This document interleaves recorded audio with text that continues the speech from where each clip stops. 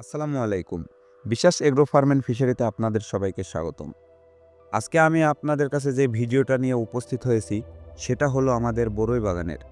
বরই বাগানের দীর্ঘ অপেক্ষার পরে আজকে আমরা আমাদের সিজনের প্রথমবারের মতো বরই গাছ থেকে বরই হারভেস্ট করতে যাচ্ছি। গত চৈত্র মাসে আমরা এই বরই গাছগুলো আমাদের জমিতে লাগিয়েছিলাম।